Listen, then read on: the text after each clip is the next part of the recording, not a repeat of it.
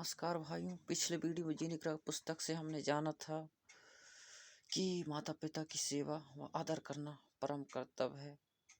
और आज हम जानेंगे पिता जो है बच्चों की हर संभव गलती क्षमा कर देता है, जो कि जीनी ग्रह पुस्तक से है भाइयों। और जीनी ग्रह पुस्तक जो है संत रामपाल जी द्वारा लिखित पुस्तक है। तो आज हम जानेंगे कि पिता जो है अपने बच्चों की हर गलती कैसे क्षमा करता है। ठीक है, ये वो जीने की राह पुस्तक है जो आप निःशुल्क SMS करके घर बैठे मंगवा सकते हैं।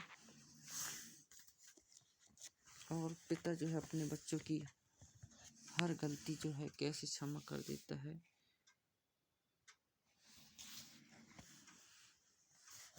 ये है भाइयों,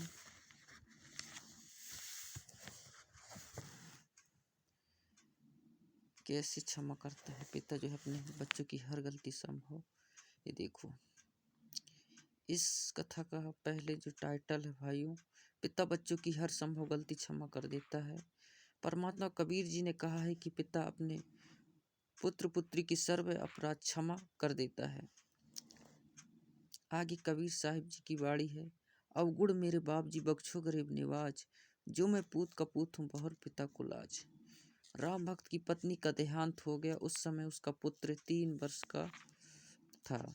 उस व्यक्ति की रिश्तेदारी में एक घटना ऐसी घटी थी जिसने सबको झंझोर कर रख दिया था। इस प्रकार है, उसके मामा जी अपने बहन यानी राम भक्त की माता जी से लगभग 10 वर्ष बड़े थे। मामा जी के 2 पुत्र थे। राम भक्त की मामी जी का देहांत हो गया। मामा जी ने दूसरा विवाह कर लिया। दूसरी पत्नी को पुत्र हुआ।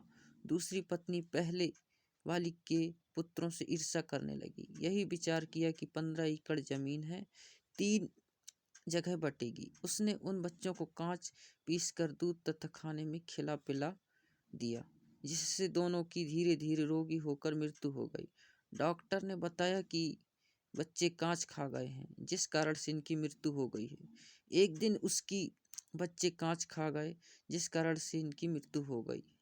एक दिन उसकी पत्नी ने पड़ोसन से बताया कि मैंने ऐसे ऐसे किया, मेरे बेटे को 15 एकड़ जमीन मिल गई। उस स्त्री ने मेरे मामा जी को बताया। मामा जी छोटी मामी को बहुत प्यार करते थे और उस पर विश्वास करते थे।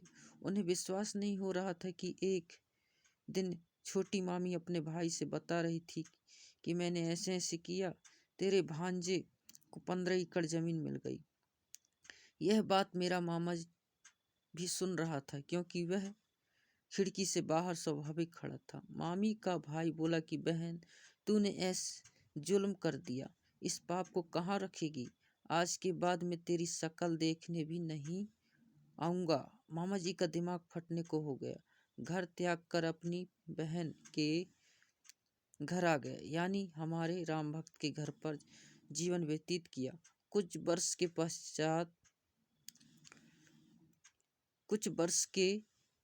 पश्चात छोटी मामी से जन्मा वह पुत्र भी मर गया। वह छोटी मामी किसी के साथ भाग गई। पता चला कि उस व्यक्ति ने उसके गहने छीनकर मारकर कुएं में डाल दिया। पुलिस को पता चला तो उस व्यक्ति को फांसी लगाई गई। इस सर्वनाश महाभारत को याद करके राम भक्त ने दूसरा विवाह नहीं किया। लड़के को अपने साथ रखता, हल जोताता था तो पुत्र को कंधे पर बैठा कर रखता था। थक जाता तो वृक्ष के नीचे लेटा देता। स्वयं खाना बनाता, स्वयं स्नान कराता तथा कपड़े साफ करता। जैसे तैसे लड़का जवान हुआ, विवाह कर दिया, फिर भी सब कार्य करता था। लड़का भी काम में हाथ बटाता था, परंतु कठिन कार्य स्वयं ही करता था। वृद्धावस्था ने जोर दिया, कार्य कुछ नहीं कर पा रहा था।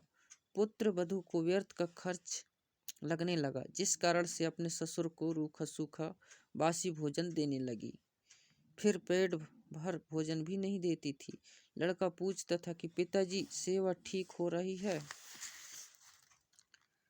पिताजी कहते कि बेटा कोई कसर नहीं, बड़ी भाग्यवान बहू आई है, मेरा विशेष ध्यान रखती है। यह बात बहू भी सुनती और अधिक परेशान करती कि मेरे पति को पता नहीं है।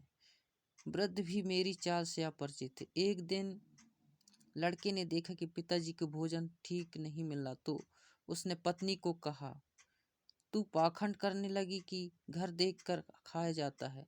आपको घर की चिंता नहीं तो पाखंड करने लगी, घर देखकर खाया जाता है।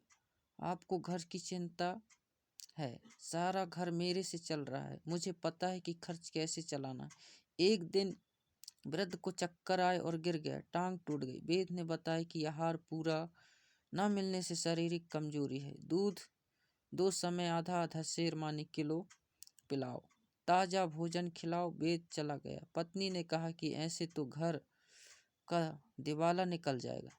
पति यानी लड़के को भी बात पसंद आई। वृद्ध की कोई परवाह नहीं की। वृद्ध के ससुराल वाले चोट लगने की खबर सुनकर मिलने आए। उन्होंने पूछा कि बेटा बहू ठीक सेवा कर रहे हैं क्या? राम भक्त ने कहा कि पूछो ना, ऐसे पुत्र तथा पुत्र वधू सबको दे भगवान, मेरे को कोई कष्ट नहीं होने देते। यह तो कोई कर्म की मार से चोट लग गई है। उसी गांव में 2 बहनों का विवाह हुआ था, एक का राम भक्त से, दूसरी का पड़ोस में। जब वे अपनी दूसरी लड़की के घर गए तो पता चला कि उस राम भक्त की कोई सेवा नहीं हो रही है। लड़का भी निकम्मा है। यह बात ससुराल वालों के गले नहीं उतरी, क्योंकि वे राम भक्त के मुख से सुनकर आए थे कि सेवा में कोई कसर नहीं। वे कुछ समय बाद पुनः राम भक्त के घर गए तो उस समय वह बासी रोटी पानी में भिगो भिगो कर खा रहा था। यह देखकर उनको रोना आ गया। लड़के को बुलाया तथा कहा कि तेरे को शर्म नहीं आती? पता है तेरे को कैसे पाल पोस कर बड़ा किया है। लड़के की बहू भी आ गई। दोनों बोले कि हम तो ऐसी ही सेवा करेंगे। राम भक्त बोला कि आप जाओ, घर में झगड़ा ना कराओ, मेरी किस्मत में जो लिखा है वह मिल रहा है, मैं अपने पुत्र को दुखी नहीं देख सकता। राम भक्त की बुआ का लड़का राम निवास सत्संगी था। वह राम भक्त को बहुत कहता था कि आप कुछ समय भगवान की भक्ति किया करो, मेरे साथ संत के सत्संग सुनने चला करो। तो राम भक्त कहता था कि मैं तो अपने बेटी की पूजा करूंगा, यही सुखी रहे, यही मेरी तमन्ना है। बुआ के लड़के ने कहा कि बेटी की पूजा पूरी हो चुकी हो तो अब भी बना ले कुछ कर्म।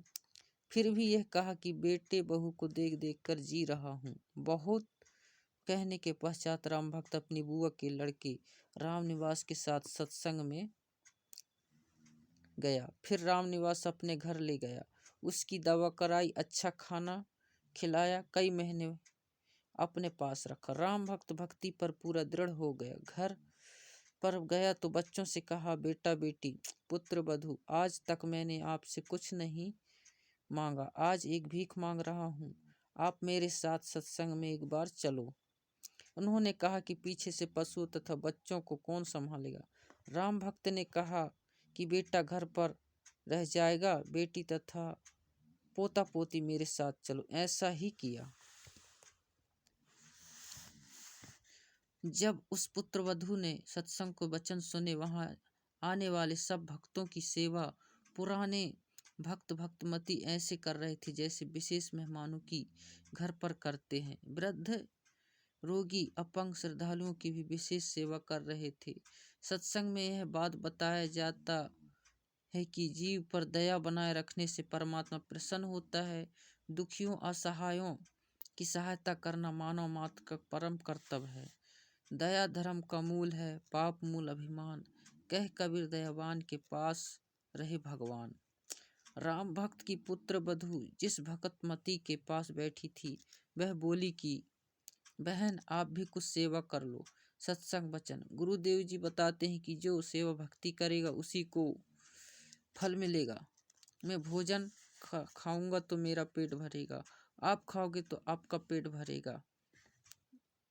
सब प्राणी परमात्मा के बच्चे हैं, आप धनी के बच्चे समझकर सेवा करो। जैसे एक धनी की लड़की 8-9 वर्ष की थी, उसकी देखरेख के लिए एक नौकरानी रखी थी। वह उस लड़की को गर्मियों में स्कूल छोड़ने जाती थी तो उस लड़की के ऊपर छाते मारे छतरी से छाया करके चलती थी। स्वयं धूप सहन करती थी, जिससे धनी खुश रहता था और नौकरानी को तनख्वाह देता था। आप सब यह विचार करके अपने परायों का ध्यान रखें। सास ससुर की सेवा, छोटे बड़ी की सेवा, सबका सम्मान करना आप जी का परम कर्तव्य है। यदि आप अपने सास ससुर, माता पिता या अंध आश्रितों की सेवा करोगे तो परमात्मा आपकी सेवा का प्रबंध करेगा। आप अपने छोटे बड़े बच्चों को भी सत्संग में साथ लाया करो। बच्चों में भी छोटे बड़ों की सेवा करना, अच्छा व्यवहार करने के संस्कार पड़ेंगे। वे बच्चे बड़े होकर आपकी माने वृद्ध हो जाओगे तब भी सेवा ऐसा ही किया करेंगे, ऐसा ही करेंगे जैसे बेटी एक माँ बाप को छोड़कर नए माता पिता माने सास ससुर माता पिता के पास आती है। जब जन्म के माता पिता तो इतने ही साथी थे, उन्होंने पाल पोस कर नए माता पिता को सौंप दिया। सास ससुर का कर्तव्य है कि आने वाली बेटी को अपने बेटी की तरह प्यार दे। भेदभाव स्वप्न में भी नहीं नई बेटी व अपने जन्म की बेटी में न करें, जो झगड़े की जड़ है। पुत्र वधू को चाहिए कि नए घर की परिस्थितियों के अनुसार अपने को ढाले। माँ के घर वाले बर्ताव को कम प्रयोग करें। अब पुत्र वधू का घर परिवार यही माने ससुराल है। शिक्षा कथा। एक पुत्र वधू अपनी सास को बहुत दुखी रखती थी। उसको फूटे हुए मिट्टी के घड़े के टुकड़े माने ठीकरे में भोजन खिलाती थी, जैसे कुत्तों को खिलाते हैं। कभी कभी साफ करती थी। उसके लड़के का विवाह हुआ, कुछ समय उपरांत सास की मृत्यु हो गई। तब वह अपनी पुत्र वधू से बोली कि इस ठोकरे को फोड़कर बाहर फेंक दो। वह पुत्र वधू बोली कि सास जी, आपको भी इसी ठोकरे में भोजन दिया करूंगी। आपने बड़े जुल्म व्रत के साथ किए हैं। तब वह अपनी गलती को समझकर बहुत रोई। पुत्र वधू बुद्धिमान थी। शाम तक उससे ठीकरे को ना ही फोड़ा। उसकी सास को वही ठीकरा दुश्मन दिखाई देने लगा। पुत्र वधू ने कहा कि माताजी, मैंने सत्संग सुने हैं, मैं अपने कर्म खराब नहीं करूंगी। यह कहकर ठीकरे फोड़ दिया। पाप कर्म के कारण सास को कैंसर का रोग हो गया। सारा दिन चिल्लाए। पुत्र वधू उसकी सेवा करे, कोई कसर नहीं छोड़ती थी, परंतु कहती थी कि सासू माँ, सेवा तो मैं दिलो जान से करूंगी, परंतु तेरे पाप को मैं नहीं बांट पाऊंगी। यह कष्ट तो आपको ही भोगना पड़ेगा। यदि सत्संग सुने होते तो यह दिन नहीं देखने पड़ते। तब उस जालिम औरत ने कहा कि बेटी, मैं महापापनी हूँ, क्या मेरा भी उद्धार हो सकता है? मैं दीक्षा लेना चाहती हूँ। लड़की सत्संगी घर की थी। उसके पता था कि दीक्षा लेकर भक्ति करने से पाप कर्म नष्ट होते हैं। जिनके अधिक पाप हैं, भक्ति करने से लाभ ही होगा। पाप कम ही होंगे तथा भविष्य में मानव जन्म भी मिल जाता है। यदि मर्यादा में रहकर अंतिम श्वास तक साधना करते रहे। सत्संग में गुरुदेव जी उदाहरण देकर समझाते हैं कि जैसे किसी का वस्त्र कम मैला है तो थोड़े प्रयास से ही निर्मल हो जाता है। यदि अधिक मैला है तो 2-3 बार साबुन पानी से धोने से निर्मल हो जाता है। जिससे अधिक मैला कर रखा है तथा अन्य दाग भी लगाए हैं तो ड्राई क्लीन से साफ हो जाता है। यदि साफ करने का इरादा दृढ़ हो तो मिस्त्री का काला हुआ वस्त्र भी साफ हो सकता है। माने लड़की पुत्र वधू को पता था कि सास जी ने तो मिस्त्री वाली दशा कर ली, फिर भी परमात्मा की शरण से अवश्य लाभ ही होता है। इस उद्देश्य से अपनी सासू माँ को दीक्षा दिला दी। कुछ समय पश्चात कैंसर में कुछ पीड़ा कम हो गई। सत्संग सुनकर उसे रोना आया कि माता पिता की बहू बेटों से क्या आकांक्षा होती है। मुझ पापिन ने अपनी सासू जी के साथ क्या बर्ताव किया। मुझे तो यह रोग होना ही था। यदि पहले यह ज्ञान सुनने को मिल जाता तो मैं क्यों यह पाप करती, निर्मल जीवन जीती, सासू माँ की आत्मा भी खुश करती, अपना जीवन सफल कर लेती। उपरोक्त वचन सुनकर राम भक्त जी की पुत्र वधु उस अपनी सहेली मन पुरानी भक्तमती से लिपटकर फूट फूट कर रोने लगी। आधा घंटे तो अपने को रोक नहीं सकी। अधिक संतावना के पश्चात उस सबकी रुकी और अपने ससुर पिता के साथ किए बर्ताव को लेख रोते रोते किया। अपने ससुर जी की इंसानियत भी बताई कि कभी अपने बेटे से भी नहीं बताया कि तेरी बहू मेरे साथ ऐसा बुरा बर्ताव कर रही है। बेटे के पूछने पर यही कहता था कि बेटा किसी प्रकार की सेवा में कमी नहीं, बड़े अच्छे घर की बेटी है, समझदार है। हमारा सौभाग्य है कि यह अपने घर आ गई। हमारा तो इस बेटी ने घर बसा दिया है। मैं पापिन यह शब्द सुनकर भी नरम नहीं पड़ी, क्योंकि मेरी आत्मा पर पाप कर्मों की परत चढ़ चुकी थी, जो 2-3 बार सत्संग सुनने के पश्चात पाप की परत उतरी है। आत्मा में अच्छे संस्कार उठने लगे। 3 दिन सत्संग सुनकर राम भक्त पोता पोती तथा पुत्र वधु के साथ घर पर आ गया। बच्चों ने भी वह छोटे बच्चों को खाना खिलाने पानी पिलाने की सेवा करते। अन्य पुराने सत्संगी बच्चों को देखा तो वे भी सेवा करने लगे। घर पर आकर अपने दादाजी के लिए पानी की बाल्टी भरकर दोनों भाई बहन लटका लाए और बोले, दादाजी स्नान कर लो। राम भक्त जी ने कहा कि बच्चों, तुम्हारे पेट में दर्द हो जाएगा, इतना भार मत उठाया, मैं अपने आप ले आऊंगा। बच्चे बोले कि दादाजी, सत्संग में गुरु जी ने बताया था कि सेवा करने से लाभ ही मिलता है, कोई कष्ट नहीं होता। हम रोटी खाएंगे तो हमारा पेट भरेगा, हम सेवा करेंगे तो हमारा पुण्य मिलेगा। यदि रोग भी हो तो भक्ति और सेवा से समाप्त हो जाता है। वह आश्रम में अनेकों माई भक्त बता रहे थे कि हम बीमार रहते थे, नाम लेने के पश्चात जैसी सेवा कर सके करने लगे, हम स्वस्थ हो गए। डॉक्टर ने जवाब दे दिया था, देखो हमारी दवाइयों की पर्चियों 4 वर्ष से उपचार चल रहा था, अब कोई दवाई नहीं खाते। ऋग्वेद 10 सूक्त 161 मंत्र 2 में भी यही प्रमाण है कि यदि रोगी मृत्यु के निकट पहुंच गया है, यानी उसको असद रोग भी हो गया हो, यदि वह भक्ति पर लग जाए तो परमात्मा उसको मृत्यु के मुख से निकाल कर ले आए, उसे स्वस्थ करके 100% यानी पूरी आयु जीवन दे देता है। लेखक, इतनी देर में पुत्र वधु आई और कहा कि पिताजी स्नान कर लो, धोती यहीं छोड़ देना, मैं आप साफ कर दूंगी। राम भक्त जी ने कहा कि बेटी, आपको घर का बहुत कार्य करना होता है, खाना बनाना, पानी लाना, पशु संभालना, मैं आप धो लूंगा। मेरी बेटांग भी अब ठीक हो गई है, बस थोड़ा सा लंग रहता है। राम भक्त स्नान करके धोती बदलकर धोती धोने लगा। उसी समय बच्चों ने आकर धोती छीन ली और लेकर अंदर भाग गए और अपनी माताजी को दे दी।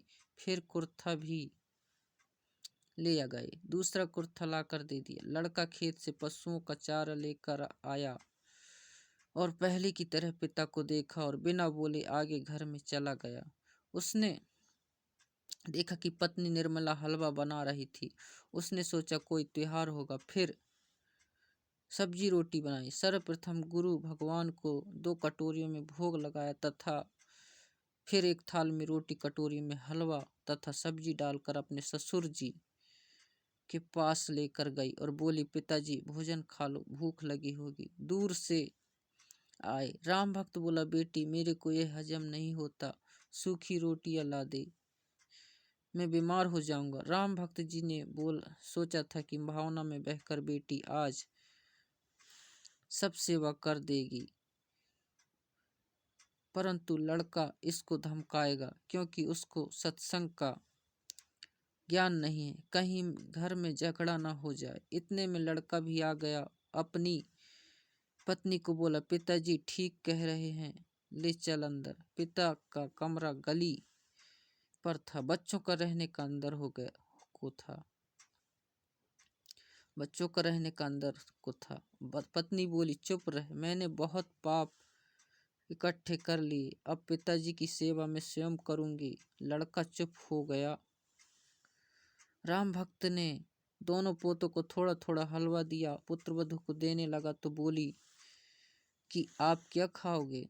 घर पर और भी बहुत सारा हलवा प्रसाद बचा है, पिताजी आप खाओ, नहीं खाओगे तो मेरी आत्मा रोएगी। भक्त राम भक्त जी ने गुरुदेव भगवान का स्मरण किया और भोजन खाया। प्रतिदिन पुत्र वधू स्वयं नरम नरम रोटियां गरम गरम लाकर अपने हाथों खिलाए। प्रतिदिन वस्त्र साफ करे और कहे,